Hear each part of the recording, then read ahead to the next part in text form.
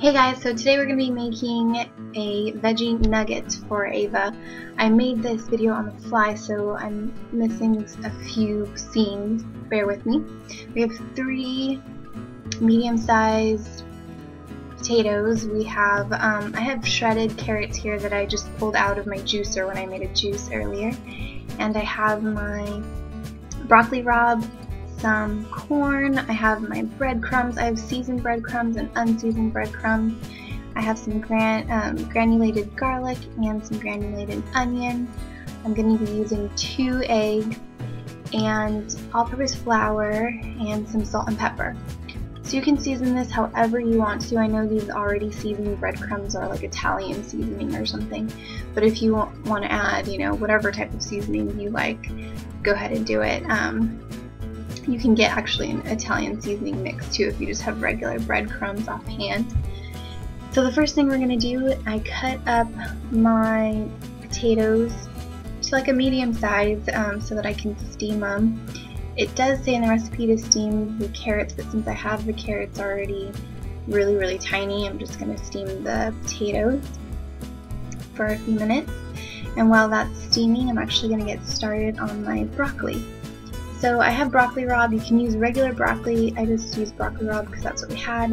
And I'm just taking off the foliage part, I think that's what it's called, and leaving the stem. So I totally forgot to film this one scene, but what I did was I actually mashed up the potatoes and I threw the carrots and the broccoli inside the blender.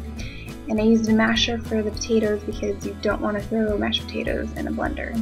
I made the mistake of doing that and it was horrible.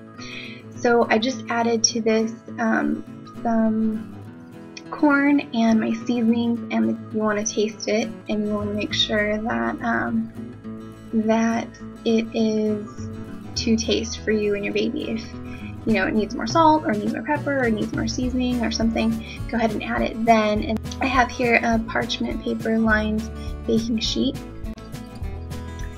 And then once I set this aside, I'm actually going to add my mixture on top of this. And I'm going to just smush it down with my fingers to about 1/4 of an inch. Ava was helping me. So I almost made it to the end, which was perfect. I don't even remember what size baking sheet this was, sorry guys, but what I'm going to do now is I'm just going to actually make room in my freezer so I can throw this in the freezer for about an hour and a half. I'm trying to make as many freezer friendly items as I can for Ava just so I can test them out for when baby number 2 is here. I have a bunch of stuff. Of course my ice cream is there calling my name. I can't eat it. So what I'm going to do once I pull these out of the freezer, it's been about an hour and a half, I'm going to actually use a little mold. You can use whatever size mold you want. I actually have my 3 bowls here, my flour, my herb, breadcrumbs, and 2 eggs, and another baking sheet with parchment paper. So what ended up happening was I ended up having to play with Ava for about a half an hour, so I let this kind of sit out and thaw, which came to a crumbly mess.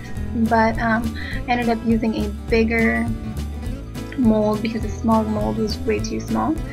And I only came up with about this many pieces of nuggets, and everything else just kind of crumbled, sadly enough, but that's okay.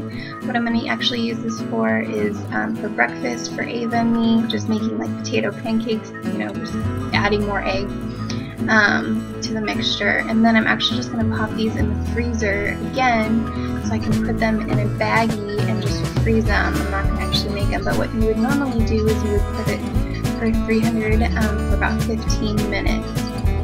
Alright guys, thanks for watching.